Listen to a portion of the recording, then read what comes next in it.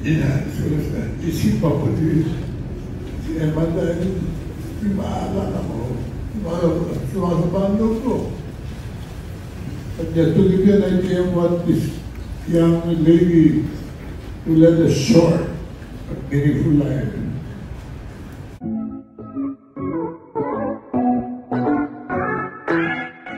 Mayor Lito Atienza nagdaramdam at sobrang nalulungkot sa pagkawala ng apo na si Eman Atienza. Siya ang kasiyahan tuwing umuwi ng Pilipinas itong si Eman.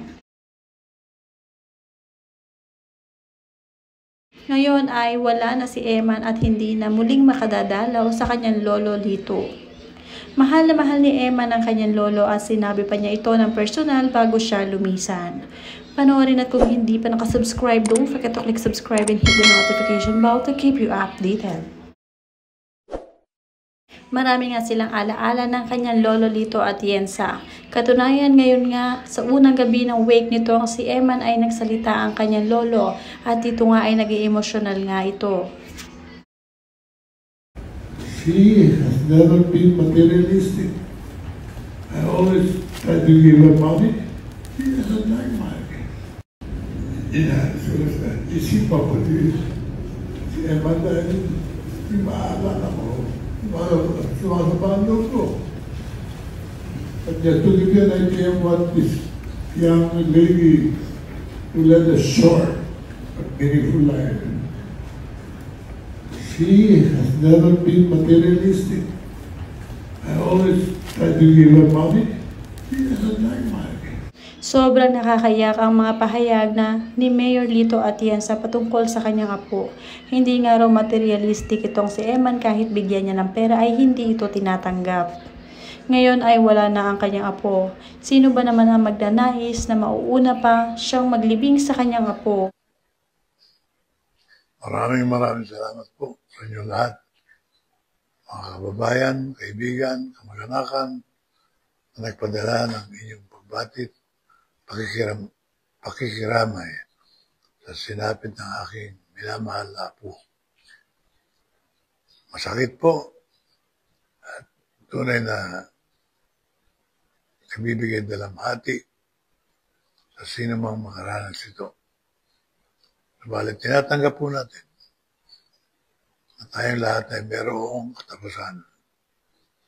Meron tayong simula at meron tayong hangganan.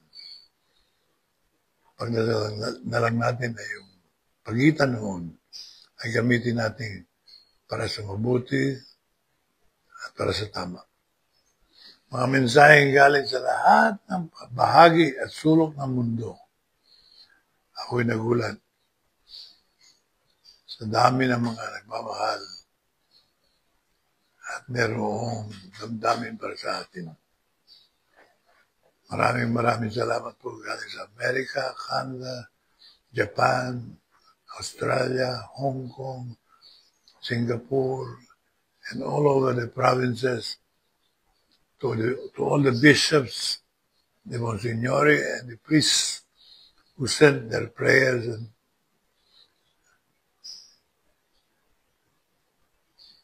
inspirational messages to me. Somewhat made the whole load easier to carry in my shoulders. But to all of you, I am very grateful. Maraming salamat po. Mahalin nyo inyong mga anak, ang inyong apo, ang inyong asawa, mga kaibigan. Sa susunod na linggo na po tayo magsimula uli ng mga pagpuna sa ating lipunan, sa ating bansa, at sa mga nangyayari sa ating kapaligiran na pinaghihirap pa ang mahirap na buhay. Sa halip na tayo matulungan, tayo pinaghihirap. Anyway, to all of you, ang aking pagmamahal. Mahal ko po kayo lahat.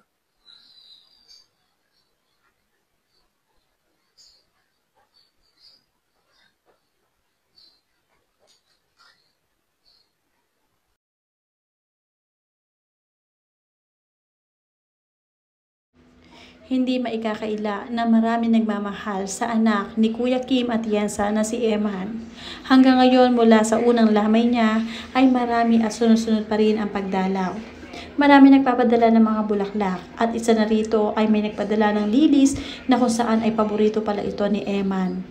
Napakaganda, napaka-jolly at mabait nitong si Eman. Mapagmahal sa kanyang mga magulang at sa mga kamag-anak.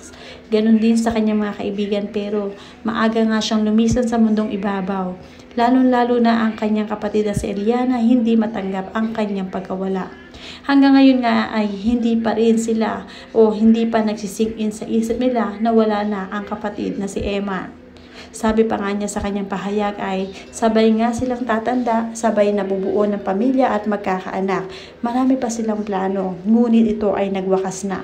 Tinapos na nga ni Emma ng lahat.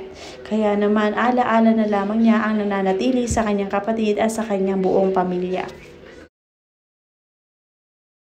People are inspired by Emma. It amazes me that I get so many messages, not only from the Philippines, but from all over the world.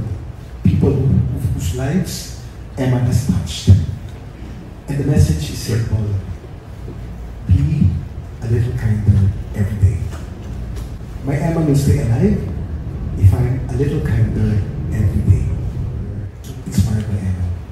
It amazes me that I get so many messages, not only from the Philippines, but from all over the world. People whose lives Emma has touched. And the message is simple. Be a little kinder every day. My Emma will stay alive if I'm a little kinder every day. So many